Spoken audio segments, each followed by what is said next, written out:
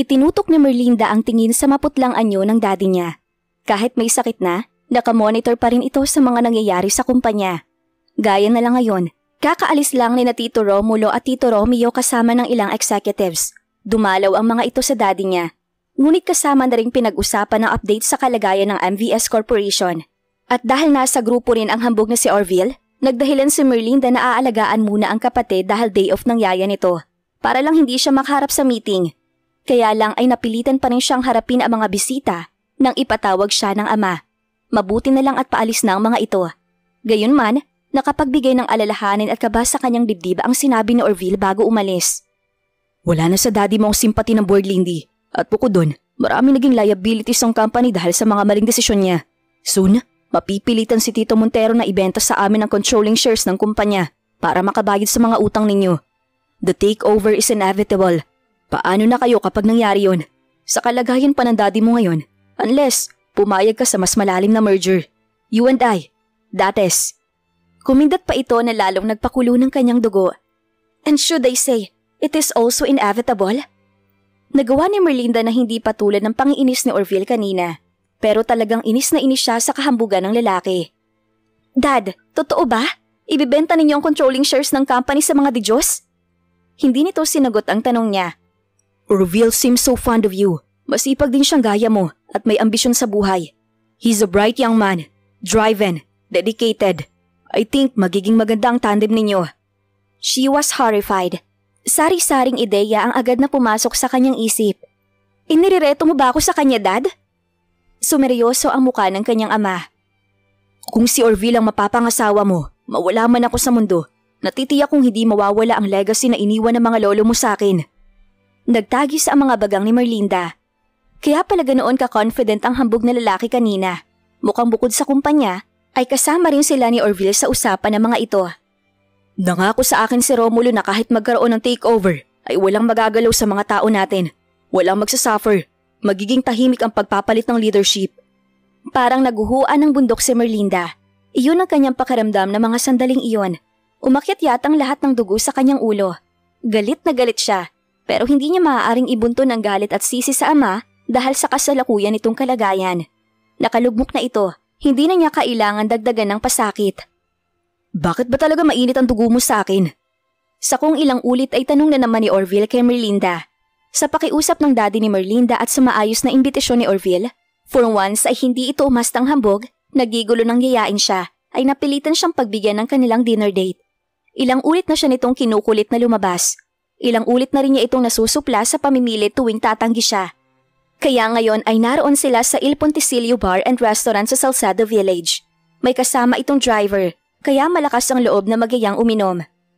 I mean, bukod sa sinabi mo dati na hindi tayo pareho ng wavelength. Patuloy ni Orville.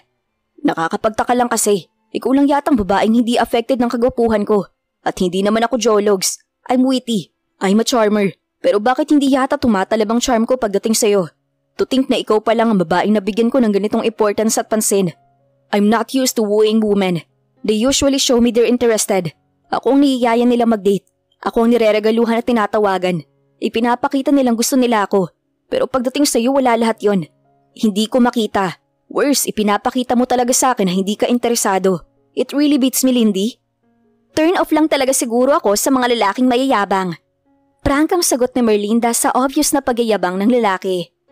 Malaking factor yun para hindi ko mapansin na gwapo ka. Witty at charming. Napamata sa kanya si Orville. Namula. I'm sorry. Hindi ko gustong ipamukha sa iyo na mayabang ka. But you are. And I can't tolerate it. I can't bear it. Nasisira ang mood ko.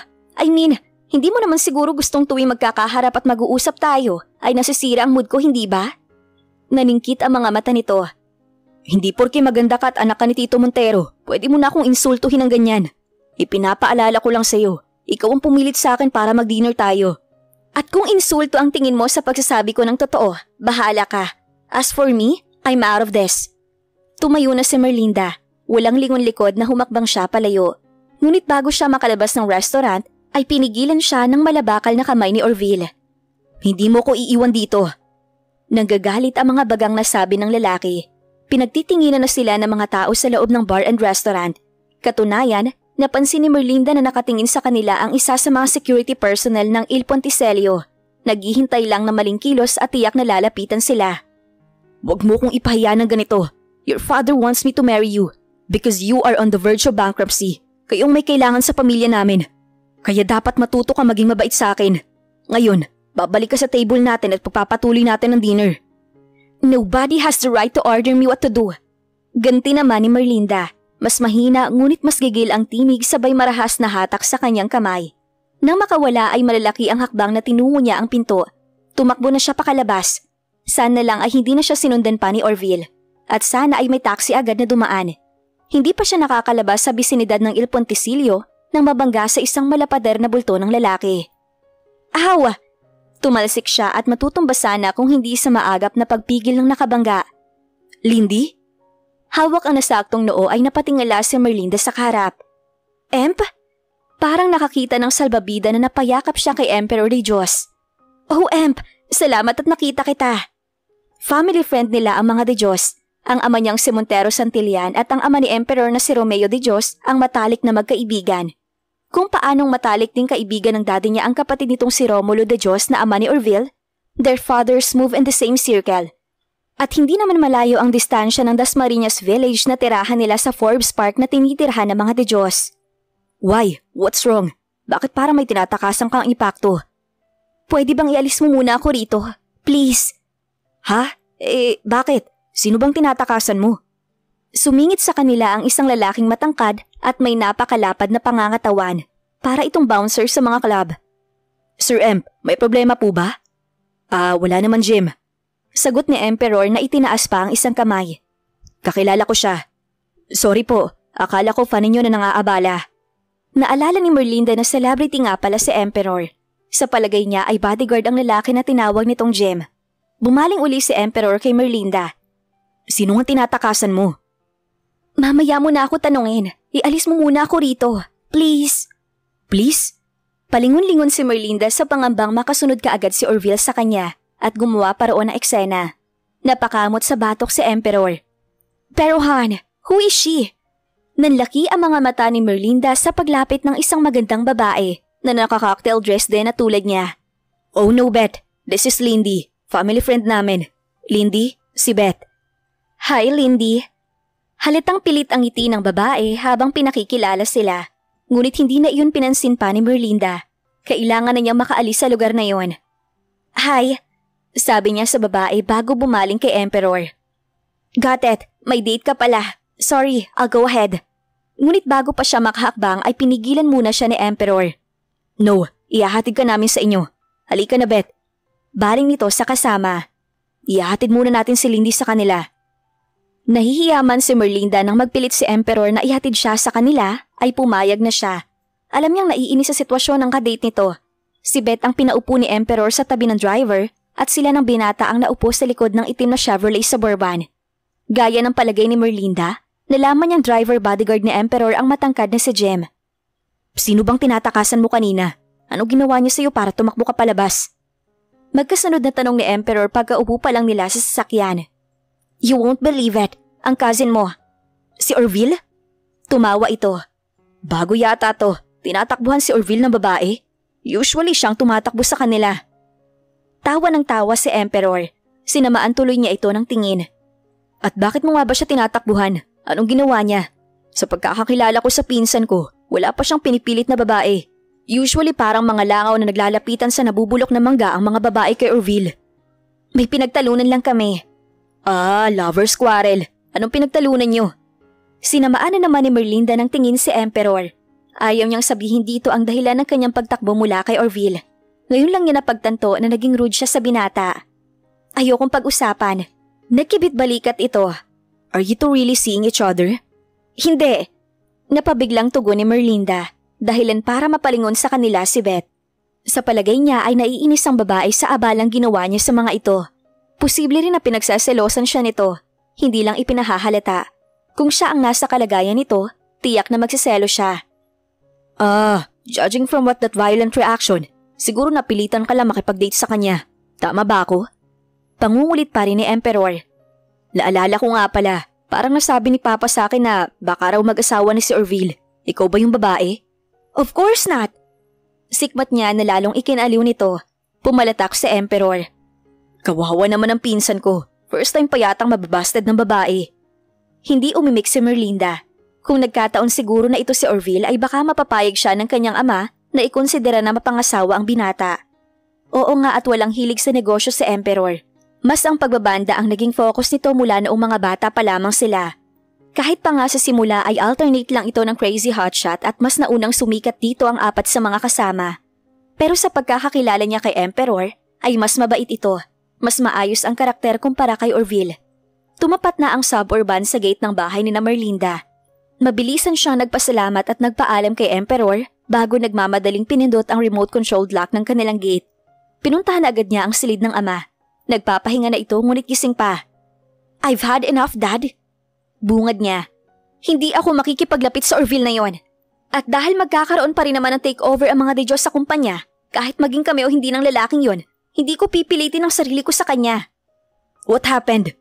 It's not important anymore. Basta hindi ako papayag na maging girlfriend ng lalaking yon. Lalo na ang magpakasal sa kanya. Kahit pa para isalbang kabuhayan natin. Binirahan na niya ng talikod. Para lang mapadta nang makita kung sino ang nakaharang sa pinto ng silid ng ama. Mama? Nasa tapat na ng bahay ni Beth ay nakasimangot pa rin ito. Aminado si Emperor na nagkamali siya nang iupo niya ang girlfriend sa harap ng sasakyan at sila ni Merlinda ang naupo sa hulihan. Gusto lang naman niyang usisain ang kaibigan kanina. Bago sa pandinig niya na tinakbuhan ng isang babae ang pinsan niyang si Orville. At bago rin sa kanya na nakipag-date si Merlinda. Masyadong seryoso ang dalaga sa trabaho nito sa kumpanya. Kaya kahit nasa mid-20s na at maganda naman ay loveless pa rin. At ngayon, hinaharap niya ang konsekwensya ng kanyang kuryosidad na pagsilosan ng girlfriend niya si Merlinda. Han, wag mo nang pagsilosan si Lindy. Kaibigan ko lang talaga yon. Pero ang saya-saya mo kanina habang kausap mo siya. Tawa ka ng tawa. Nakalimutan mo nang ang kasama mo ko. Of course not. Hindi totoo yan. Naaliw lang kung asarin ng kaunti ang isang yon dahil alam kong pikon. Aminin mo na, mas nagagandahan ka sa kanya kaysa sa akin. Kaya nga hinayaan mo na lang akong maupo sa harap. Nakita mo lang siya nakalimutan mong bigla na kasama mong girlfriend mo. Come on, Han. Huwag na natin pagtalunan to. Hindi ako papatusin ni Lindy kahit ligawan ko siya. Mas inlabang sang yun sa trabaho kaysa sa kahit na sinong tao. Kahit sa kasing cute ko pa. Ano ba? Ba't ina tayo? Ayoko maghiwalay tayo na nagtatampo ka. Padabog na bumaba ng sasakyan si Beth. Sinundan ito ni Emperor. Nang lingain siya nito ay nagulat siya. Basa ng luha ang mga mata nito. Pagod na ako, Emp. Lagi na lang akong pangilan sa priorities mo. Mas mahalaga sa iyo ang banda. Mas mahalaga sa iyo ang fans. Mas mahalaga sa iyo mga kaibigan mo. Ayoko na. Tapusin na natin kung anong meron tayo. I don't want to put up with your failings anymore. Napaawang si Emperor sa inilitan niya ng nobya. Teka lang. Pinigilan niya ang kamay ni Beth nang papasok na ito sa pedestrian gate. Huwag namang ganito, Han. Mag-usap tayo. Hindi totoong ano. Galit na agaw ni Beth sa sinasabi niya. Pagkatapos ng 2 buwan, ngayon mo lang ako na-date, pero sumingit pa ang kaibigan mo. Nagagawa mo lang makipagkita sa akin pagkatapos lang ng concert ninyo. Yung time lang na magpapahinga kayo ng ilang araw. Bago uli sumabak sa paghahanda na naman para sa susunod yung concert. Ilang buwan na naman ang palalampasin mo bago ka makipagkita sa akin. Yun ba ang hindi totoong napapabayaan mong relasyon natin? Pero hindi ko napapayagan uli ang mga ginagawa mo sa akin, Emp. I don't want to stay miserable anymore. So I quit. Ipinagpag nito ang kamay niya at pumasok na sa gate. Nakabibingi ang ingay na nilikha ng pagbagsak na pagsasara nito ng gate. Wow! Pogi-pogi naman ang baby brother ko. Marahang pinisil-pisil ni Merlinda ang baba ni MJ. Ngiti naman ang ngiti ang sanggol. Nang umingit ito ay siya na ang nagtimpla ng gatas. Sabik na sinuso iyon ng kapatid niya. Kahit puyat ng sinundang gabi, ay nagagawa niyang gumising ng maaga para lang magkaroon ng panahon na laruin ng kapatid. 5:00 pa lang ng umaga ay gising na ito. Sinasamantala niya iyon para makasama ang sanggol kahit man lang sa 1 oras tuwing umaga. Hindi niya alam kung anong saloobin ng kanyang mami tungkol kay MJ. Wala itong sinasabi. Nang usisain niya tungkol sa pagbabalik sa kanila, ay sinabi lang nito na handa itong alagaan ng kanyang ama hanggang sa gumaling. Ngunit hindi nilalapitan ng mami niya si MJ. Mabuti na lang at nakahanap na sila ng bagong yaya. Mas natututukan ng bata kahit wala siya. At hindi na rin naaabala si Yaya Liway sa mga dapat nitong gawin. Sa pagdaan ng mga araw, awa at habag na lang ang natitira sa puso ni Merlinda para sa kapatid. Ulilan na ito sa ina. at ang ama nila ay malalang sakit pa. Hindi man sabihin ng kanilang ama, tiyak na sa kanya nito ipapasa ang responsibilidad na hindi magampanan sa kanyang kapatid. Ang nagbibigay lang ng pag-asa kay Merlinda ay ang magandang resulta ng gamutan ng daddy niya. Nag-respond ng maganda ang katawan nito sa radiation treatment at nagpapatuloy ang hormone therapy nito. Matapos pasusuhin ay pinadighay niya si MJ. Nakadilat pa rin ito at mukhang wala pang balak matulog. Bilog na bilog ang mga mata nitong nakatingin sa kanya habang pinipisil ang daliri niya. Halika, tingnan natin kung gising na si daddy. Hinangon niya ang sanggol sa crib at lumabas sila ng nursery. Kahit na inaalagaan ng mami ni Merlinda ang kanyang ama, ay magkaiba ng tinutulugang silid ang dalawa. Maaaring mahal pa rin ng mga magulang niya ang isa't isa. Ngunit may mga boundaries nang inilagay ang nakaraang mga pangyayari sa pagitan ng mga ito. Kasama na ang batang karga niya. Kaya sa gabi, kapag nagigising si Merlinda, ay dinadalaw niya sa silid ng ama. Gusto niyang lagi itong i-check. Napapanatag lang siya kapag natiyak niyang maayos itong natutulog. Gising na gising nga ang ama nang pumasok sila roon. Nakasandal ang kanyang ama sa headboard ng kama na tila hinihintay ang kanyang pagdating. Lindy. Seryosong bungad nito na makita siya. Kung hindi mo gustong pakasalan ng anak ni Romulo, gumawa ka na ng paraan para makasal ka sa anak ni Romeo. At gusto ko sanang tandaan mo to. Consider it as my dying wish. Kumurap si Merlinda. Naalimpungatan lang ba ang daddy niya at hindi pa talaga gising? Nananaginip lang ba ito? Lumapit sila rito ng karga niyang sanggol. Wake up, Dad. Magbanyo na kayo at sasabihin ko kay Yaya Liway na ipahanda ng breakfast niyo. Tumigas ang anyo ng daddy niya. Sabihin mo ng pagkakamali ko kaya nagkaroon ng malaking problema sa MVSC. Kaya nasira ang pamilya natin. Sisihin mo na ako kung gusto mo. Pero hindi ako makakapayag na mawala ang legacy sa atin ng mga lolo mo. Kailangan mo magpakasal kay Orville o kay Emperor bago man lang magpantay ang mga paa ko. I know it's absurd. I'm sorry kung binigla kita. Hindi komportableng pahayag ni Merlinda. Parang sa isang namatanda ang ayos ni Emperor matapos niyang sabihin ng sadya na humihingi siya ng tulong dito. Tulong na pakasalan siya nito. Pero bakit? Nabuntis ba kita? Seryosong tanong ng binata. Sa kabila ng discomfort na nararamdaman ng mga oras na yon, ay muntik nang natawa si Merlinda. Siyempre hindi. Malay ko ba kung nanaginip ako minsan? Naging somnambulist at pumunta ako sa inyo at siniping kita at nagbunga ang ninakaw nating sandali. Hindi na napigilan niya ang sarili. Napabunghalit siya ng tawa. Sira. O baka naman nabuntis ka ng ibang lalaki at gusto mong ako ang managot. Gaya dun sa mga kwento sa teleserye. Emp, please, be serious. Ngumiti na ang binata. Alright, what is the real reason for this great honor of asking my hand in marriage? Naman binira ito ni Merlinda sa braso. Puro kabiro, pakinggan mo na nga lang ako. Hindi ko na kasi alam ang gagawin. Daddy is pushing me to marry you or Orville. Gusto niyang bago man lang daw siya mamatay. Makasal na ako para lang hindi mawala sa legacy ni na lolo ang MVSC. Sounds like a business proposal to me. No strings attached, just pure business. Nakangiti naman si Emperor nang sabihin iyon, ngunit parang sarkastiko ang dating sa pandinig ni Merlinda. Siguro nga, pero tandaan mo sana na mahirap para sa akin to at mamamatay na muna ako bago ako pumayag na magpakasal kay Orville. So that leaves me with only one choice, you. Ngumisi ang binata. Oh, how I would love to see Orville hearing you say that. That would be a big blow to his ego. Hinawakan siya nito at pinaupo sa sofa kahit tumanggi siya kanina. Naupo na lamang si Merlinda sa tapat ni Emperor. Nakaka-stress ang pinsan mo. Iniisip niya siguro na yung paraan niya ng panliligaw sa akin ang magpapabago ng desisyon ko. Akala niya siguro kung magbibigay siya araw-araw ng regalo sa akin at lagi niya akong yayayaing lumabas, ay magugustuhan ko na siya. Mukha ng flower shop ang bahay nila mula nang maging masigasig sa panliligaw sa kanya si Orville. Nakatambak na rin ang imported chocolate sa refrigerator na ang mahigit kalahati ay naipimigay na niya. May isang kahon na rin siya sa bahay na mga iba pang regalo nito na nagpabalik-balik na dahil kapag tinatanggihan niya at ipinabalik sa bahay ng mga ito, ay muli lang nitong ipinapadala pabalik sa kanila. Halos araw-araw ay pinupuntahan siya nito sa kanyang private office. Halos araw-araw din na dumadalaw sa kanya sa bahay at pinipilit siyang sumamang mag-dinner o manood ng sine o ng concert. Isa man sa mga pag-iimbita ni Orville ay walang pinagbigyan si Merlinda. Para sa kanya, huling pagbibigay na niya ang disastrous dinner date nila noon sa Il Ponticelio. Kung kaya ko nga lang siyang mahalin, hindi ko hihingi ng favor mo ngayon. Nagkibit balikat sa Emperor. Naiintindihan ko ang dilema mo, Lindy. Hopeful na tumingin siya sa binata. Parang ganyan din ang pakiramdam ko kapag may makukulit na fans na akala yata pati ang pribadong oras namin ng mga kabanda ko ay pwede rin nilang i-invade. It's really annoying at hindi mo sila pwedeng pagsungitan. Dagdag pa ni Emperor. Or else, magiging trending topic ka sa social media na posibleng ikasira ng career mo. Ngumisi uli ito. Mismo, at dahil din doon, kukuyugin kami ng press people. Bukas makalawa malamang umaatras na mga producer at isa-isang mawawala ang mga endorsement namin. Imagine, ako lang ang makagawa ng isang mali, damay kami lahat sa banda. Pero mukha naman nag-e-enjoy kayo sa banda ninyo. It's been years. Humahanap ng tiyempo si Merlinda para maibalik uli ang topic sa dahilan ng pagtungo niya roon. Tama ka, naging parte na ng buhay ko. Very rewarding naman. At least ngayon hindi na ako sinasabihan ni Papa na wala akong mapapadala sa pagbabanda. Hindi na rin niya ako kinukulit na tumulong sa negosyo. Isang bagay na lang ang kinukulit niya sa akin. Ano?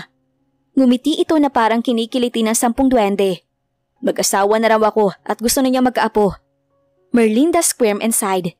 Hindi kasama ang pagkakaroon ng anak sa hiling niya na maging asawa ni Emperor. I've heard about you and Beth. Mismong ang kanyang ama ang nagsabi sa kanya na nag-break na si Emperor at ang girlfriend. Hindi niya alam kung saan iyon nalaman ng kanyang daddy. Iyon ang isa sa drawbacks ng trabaho ko. Kaagaw na nakakarelasyon namin ng banda. Dapat sobrang understanding na magiging girlfriend ko para hindi mauwi sa breakup ang relasyon namin. Pwede ako maging understanding na girlfriend o asawa. Title lang naman ang kailangan ko. Pero alam mo, kahit na para ako nakikipagsugal at dehado ako sa laban, gusto ko pa rin naman ligaw ng babaeng magugustuhan ko. Aw, that does mean hindi mo ako magugustuhan? Does that mean you can't marry me? Ngumiti si Emperor, nagkibit balikat. Alam mo kasi Lindy, yung hinihingi mo, napakahirap ibigay. Nakagat ni Merlinda ang ibabang labi. Alam kong napaka-imposible ng hinihingi ko, pero sana pakinggan mo muna ako, Em.